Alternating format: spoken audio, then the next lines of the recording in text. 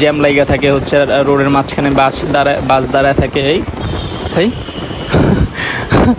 মানে এটা কি করলো হুদ্দাই পুরা রাস্তা ফাঁকা, আমার লগে ঘেঁষে আর যাওয়া লাগে।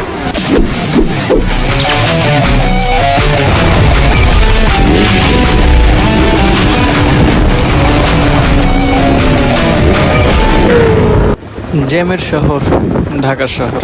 আসলে ঢাকাটা পুরো ওয়ার্ল্ডের ভিতরে অনেকটা ফেমাস মোটামুটি জ্যামের কারণে। কজ ঢাকার ভিতরে বাংলাদেশ ঢাকায় অনেকেই জানে যে বাংলাদেশ ঢাকার ভিতরে প্রচুর পরিমাণ ট্রাফিক। হ্যাঁ, আর হচ্ছে শুধু বাংলাদেশ না, পাশাপাশি আমাদের পার্শ্ববর্তী দেশ যে ইন্ডিয়া, সেইখানেও সেম অবস্থা। ইন্ডিয়াতেও অনেক ট্রাফিক, বাট বাংলাদেশের ঢাকা কোনো অংশে কম যায় না।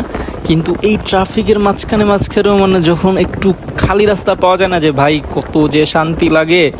মানে এই যে এখন যাইতেছি যে আগারগাঁর এদিকের যে রাস্তাটা, হ্যাঁ, বিজয় সরণি হয়ে, মানে পুরো রাস্তাটা ফাঁকা পাইলাম, চালায় এত শান্তি লাগলো। কজ কিছুক্ষণ আগে জ্যাম ঠেলে আসছি, আর এখনই হচ্ছে যে মানে এরকম একটা ফাঁকা একটা রাস্তা পেয়ে গেলাম।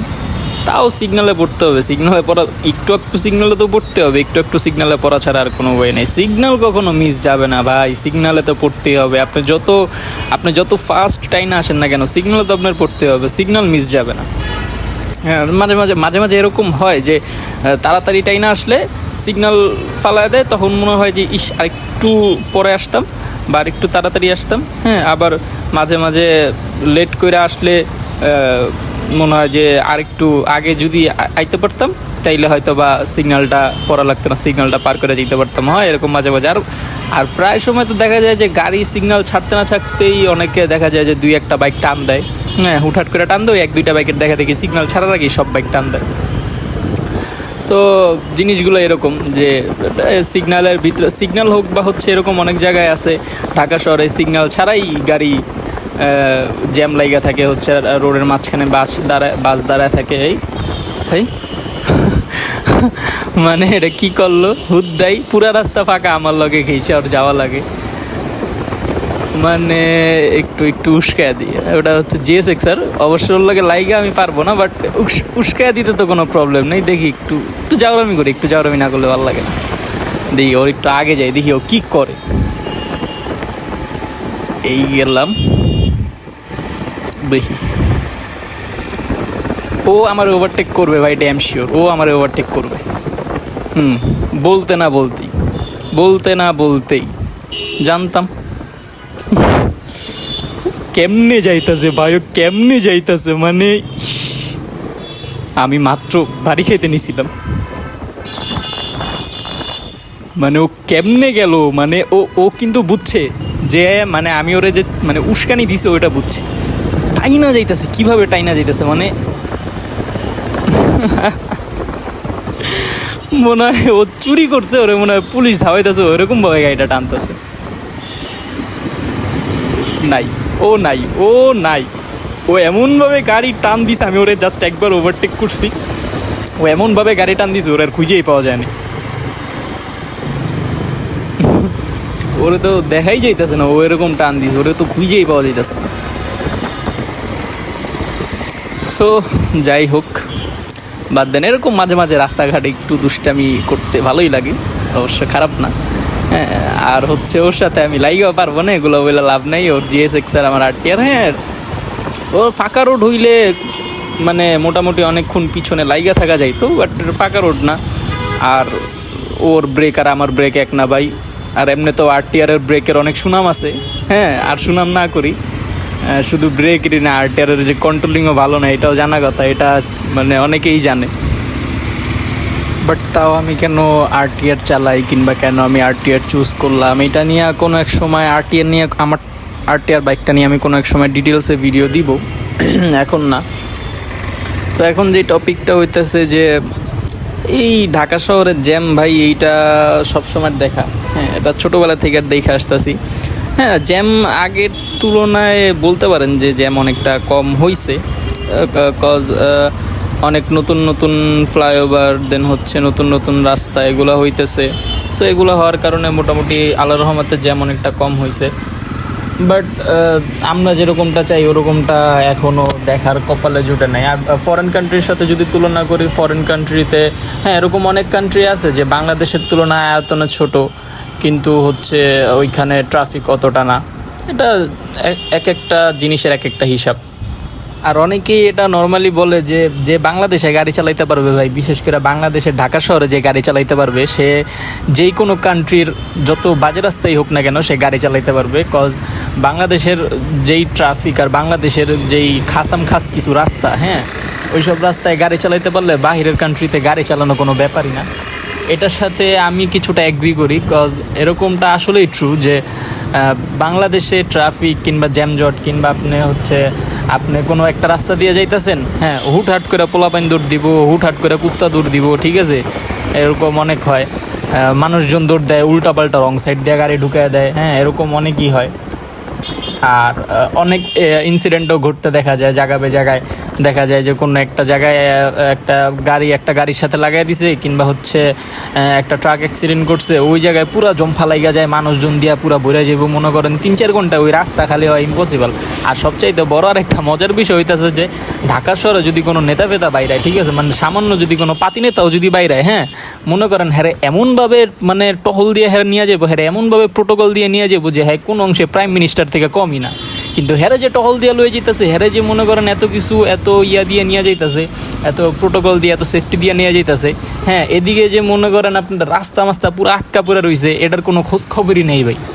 মানে বাদ বাকি সবাই মরে যাগা, হ্যাঁ, মানে যারা নিয়ে যেতেছে হ্যাঁ সেফ থাকলেই হইলো।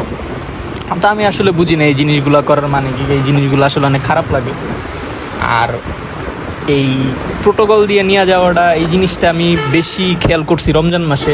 কজ রমজান মাসে এরকম হয়েছে, হ্যাঁ, ইফতারির আগাগ দিয়া পুরা রাস্তাঘাট ভাই পুরা জ্যাম, হ্যাঁ, সবারই তারা থাকে। আর অনেকের তো ইফতারের আগে অফিসও ছুটি হয়ে যায়, অনেকে অফিসের কাজ শেষ করে ফেলে, হ্যাঁ। অবশ্য রমজান মাসে একটু কাজে কর্মে একটু অনেকের প্রেশার থাকে, কিংবা অনেকে ছাড় দেয় এই জিনিসগুলা। কিন্তু তাও ভাই দেখছি সিগনালে পড়ে আসি, হ্যাঁ, এদিক দিয়ে প্রোটোকল দিয়ে নেতা ফেতাদের নিয়ে যাইতেছে। মানে তাদের যে রোজা সেটা অনেক দামি, ঠিক আছে, এছাড়া আম পাবলিক যে রোজা রাখছে সেটার কোনো দাম নাই। তোমরা মাগরিবের আজানের 2 ঘন্টা পরে ইফতারি করলেও তোমাকে রোজা কবুল হবো, এরকম অনেকটা জিনিস, হ্যাঁ। তো রমজান মাসে এই জিনিসটা আমি বেশি নোটিস করছি যে এরকম জিনিসগুলো বেশি হয়। তো এইসব জিনিসগুলো কেন হয় আমি মানে এগুলা নিয়ে কি বলবো, এগুলা নিয়ে বেশি কথা বললেও ঝামেলা, এর জন্য এইসব নিয়ে আর বেশি কথা না বলি। কিন্তু ভাই ঢাকা শহরে যারা যেই কোনো ভেহিকেল আপনার সিএনজি হোক, প্রাইভেট কার হোক, বাইক হোক, যাই হোক না কেন, জ্যাম যে ঠেলা লাগবে এটা একদম জানা কথা। জ্যাম ঠেলা ছাড়া আর কোনো ওয়ে নেই। জ্যামে আপনার পড়তেই হবে, জ্যাম আপনার ঠেলতেই হবে, হ্যাঁ। এটা মানে একদম আপনার যদি বাংলাদেশে আপনার ঢাকায় জন্ম হন, আপনার যদি গাড়ি চালান তাহলে এটা আপনার কপালে খোদাই করে লিখে আসছেন যে আপনার জ্যাম ঠেলতে হবে, এটা মাস্ট, হ্যাঁ। জ্যাম ঠেলা ছাড়া আর কোনো ওয়ে নেই, জ্যাম পড়বেই।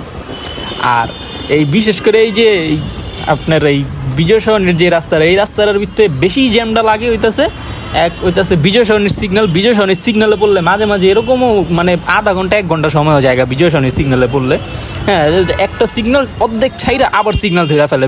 বিশেষ করে যখন সরকারি অধিদপ্তরগুলো যখন ছুটি হয় ওই দিক থেকে গাড়িগুলো আগে ছাইরা দেয়, হ্যাঁ। আর নর্মাল সাইডের যে জায়গাগুলো, এই জায়গাগুলো মনে করেন যে পুরাই জ্যাম বানায় রাখে, হ্যাঁ। তারপরে এই যে আরেকটা আছে এই যে 10 নম্বরের এই যে বিজয় সরণির দিকের যে রাস্তাটা, এই রাস্তাটাই ভাই যখন সিগনাল ধরবো ভাই ছাড়ার নাম নাই, সিগনাল ধরছে তো ধরছেই। এই যে যেমন এখন সিগনাল ধরছে, আমি এই যে সামনে 10 নম্বর গোল চত্বর, আমি আটকে রয়েছি এই জায়গায়, সিগনাল কখন ছাড়বো তার নাই কোনো ঠিক ঠিকানা, সিগনালে পড়ে থাকবে। যাক, সিগনালটা ছাড়ছে মেবি। তো এরকম হয়, এরকম হইবই ভাই, এটা ড্যাম শিওর।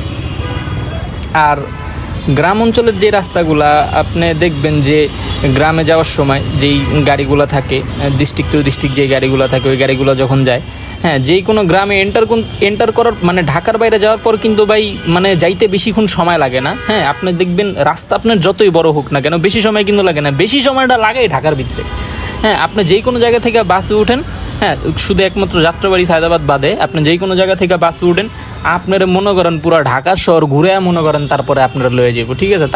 তার আগে আপনি যাইতেই পারবেন না, তার আগে যাওয়া পসিবলই না, কারণ তাদের কাউন্টার থাকে, তারা কাউন্টার দাঁড়ায়, ঠিক আছে, দাঁড়ায় যাত্রী নেয়, হ্যাঁ, 10 মিনিট 15 মিনিট আধা ঘন্টা এরকম দাঁড়ায় যাত্রী নেয়।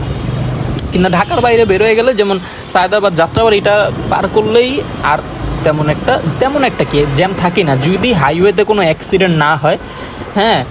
যদি এক্সপ্রেস ওয়েগুলোতে যদি কোনো অ্যাক্সিডেন্ট না হয়, কিংবা যদি কোনো গাড়ি আটকায় না পড়ে, তাইলে আপনি ওরকমভাবে আপনি কোনো জ্যাম দেখবেনই না, আপনি মনে করেন যে এক টানে গন্তব্যে পৌঁছে যাওয়া যায়। হ্যাঁ, তো এই আসলে এই বিষয়গুলাই মানে যে এই ঢাকা শহরের ভিতরে যে জ্যাম, হ্যাঁ এই কারণ ঢাকা শহরের ভিতরে রাশ অনেক বেশি ভাই, অনেক রাশ, অনেক ক্রাউড, এই জায়গায় জ্যাম হবেই। আর এই জায়গায় জায়গায় মনে করেন যে এখন প্রায় দেখতেছি যে জায়গায় জায়গায় রাস্তা কাইটা রাখছে, বিশেষ করে মহল্লাগুলোর ভিতরে রাস্তা মাস্তা কাটা।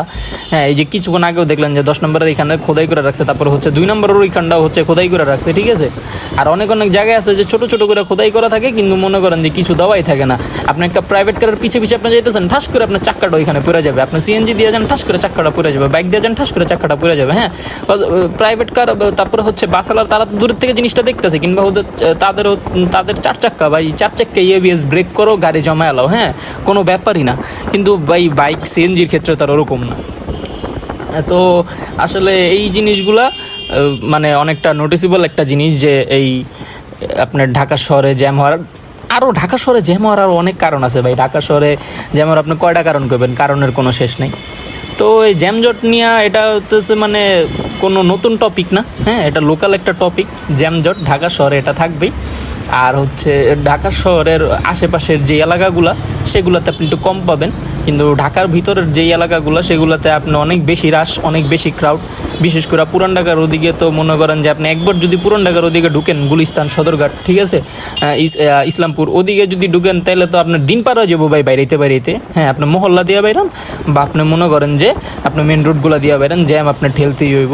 হ্যাঁ, আর এই আমাদের এই মিরপুরের এই রাস্তাটা মাঝে মাঝে একটু একটু খালি পাওয়া যায়, কিন্তু ওটা বেশিক্ষণ পর্যন্ত স্থায়ী থাকে না, সামনে গিয়ে আবার জ্যাম ঠেলতেই হয়। ওই যখন সিগন্যালটা ছেড়ে দেয় তখন যায় দেখা যায় যে জ্যামটা শেষ হয়ে যায়। তো আজকে আসলাম, ভাবলাম যে কাজটা আমার শেষ, আমি একটু হচ্ছে এখন 12 নম্বর ডিওচেসের ওইখানে যাইতেছি। ওইখানে আমার হচ্ছে একটা কাজ আছে, তো এই কাজটা কমপ্লিট করে বাসায় চলে যাব। তো ভাবলাম যে একটা ভিডিও করা যাক, এর জন্য ভিডিও স্টার্ট করলাম। তো আজকের জন্য এই পর্যন্তই। আপনারা যারা ফেসবুক থেকে দেখতেছেন তারা আমার ফেসবুক পেজটা ফলো দিয়ে রাখবেন। দেন আমার আরেকটা পেজ আছে জেডার ব্লগস, সেটাতে এখন পর্যন্ত কোনো ব্লগ আপলোড করা হয় নাই, বাট শীঘ্রই সেটাতে কাজ করা শুরু হবে। কজ ভাই কাজের অনেক প্রেশারের কারণে আর এখন কাজ কাম তেমন একটা ভালো যাইতেছে না, যার জন্য হচ্ছে রেগুলার ব্লগ আপলোড দেওয়াটা অনেক কষ্টকর হয়ে যাইতেছে। আর সো এই জন্য ওইখান থেকে দিতে পারতেছি না, বাট তাও আপনারা ওইটা লাইক ফলো দিয়ে রাখবেন। হ্যাঁ, আর এই পেজ থেকে এই এখন যে ভিডিওটা আপলোড করছি যেই পেজ থেকে, এই পেজটাতেও হচ্ছে আপনারা ফলো দিয়ে রাখবেন। আর যদি ইউটিউব চ্যানেল থেকে দেখে থাকেন তাহলে অবশ্যই আমার চ্যানেলটা সাবস্ক্রাইব করে রাখবেন। ইউটিউবে আমার ব্লগ আপলোড করা হয়, অবশ্যই ফেসবুকের মতন রেগুলার করা হয় না, বাট আপলোড করা হয় সময় পাইলে হচ্ছে ইউটিউবে আপলোড করি। তো আপনারা যদি ফেসবুক থেকে দেখে থাকেন তাহলে ফলো করে রাখবেন, আর যদি ইউটিউব চ্যানেল থেকে দেখে থাকেন তাহলে সাবস্ক্রাইব করে রাখবেন। তো সবাই ভালো থাকবেন, সুস্থ থাকবেন, আল্লাহ হাফেজ।